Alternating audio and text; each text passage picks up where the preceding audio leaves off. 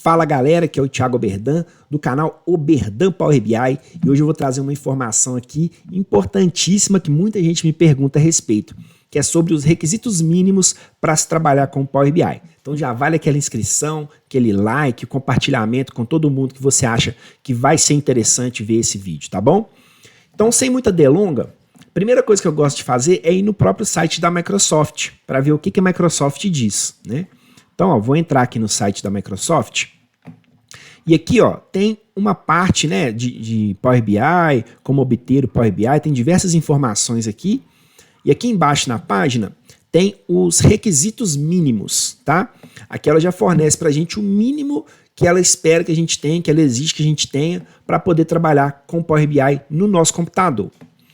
E eu, assim, apesar de ter vários requisitos aqui, tem 4 que são os mais importantes, a gente vai trabalhar com eles, tá bom?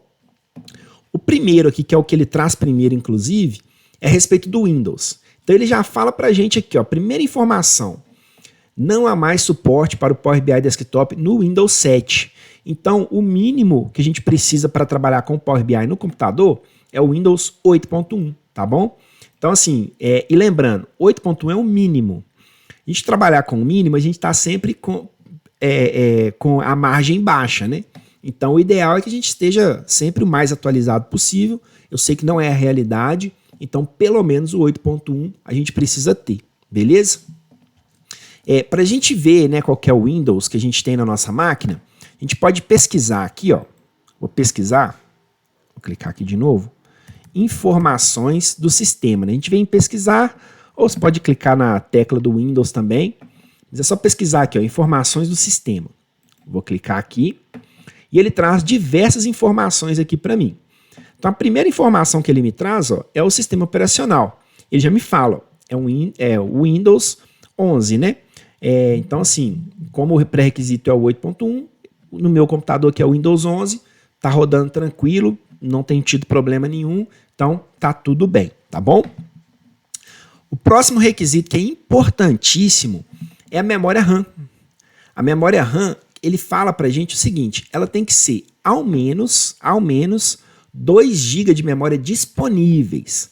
Percebe o seguinte, pessoal, não é um computador com 2 GB de memória total, são 2 GB disponíveis, porque assim, o nosso computador ele concorre com outros sistemas, né?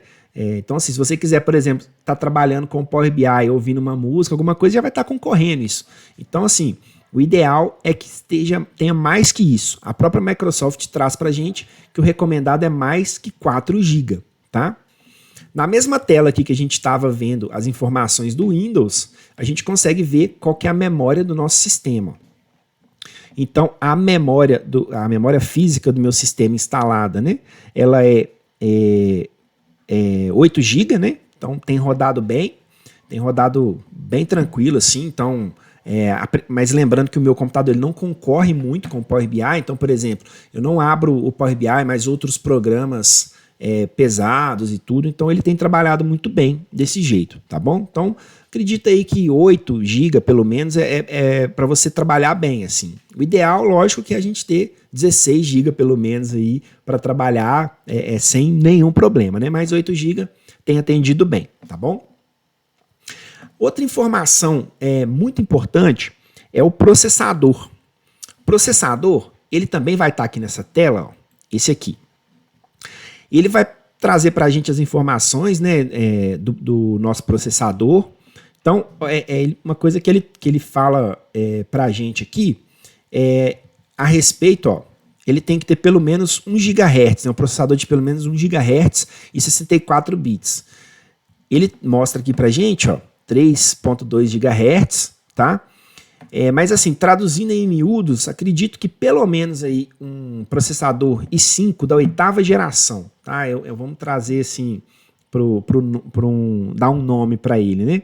Um i5 da 8ª geração, acredito que ele já vai rodar bem assim, sem muito problema. Lógico que o ideal é a gente ter sempre o melhor processador, mas não podendo ter o requisito mínimo, entenda aí que o i5 da 8ª geração vai atender bem, tá bom?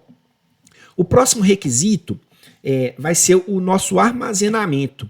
Então, assim, a gente tem tipos de armazenamento, né? Então, a gente tem, por exemplo, o armazenamento em HD, que é o disco rígido, né?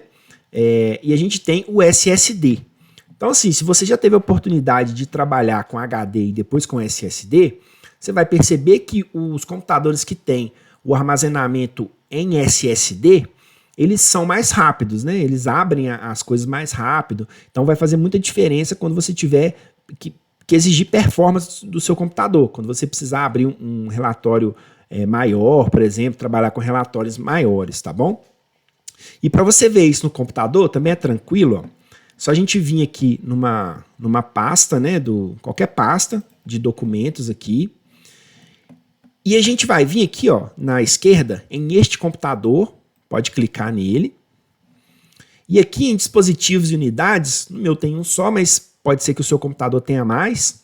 Mas no meu computador aqui, tem uma só. É só você clicar com o botão direito, vir aqui em propriedades, ferramentas, e aqui, ó, na parte de otimizar, é só clicar em otimizar, ele vai mostrar pra gente o tipo de mídia.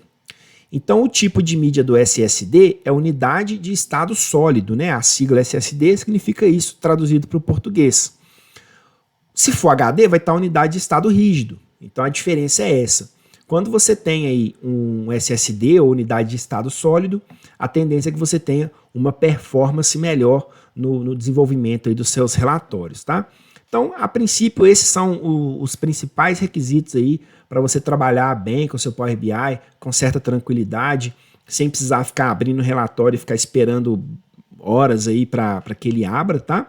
Então, se você for comprar um computador para isso, é bom que você tenha isso em mente. Se você já tem um computador que às vezes não tem os pré-requisitos, seria o ideal você fazer um upgrade, ou você pode baixar versões anteriores também, mas o ideal é que a gente trabalhe com o Power BI sempre atualizado, porque ele atualiza mês a mês. Então tem funcionalidades que ela vem nessa atualização, né? Então o ideal é que a gente tenha ele sempre atualizado. E aí, gostou?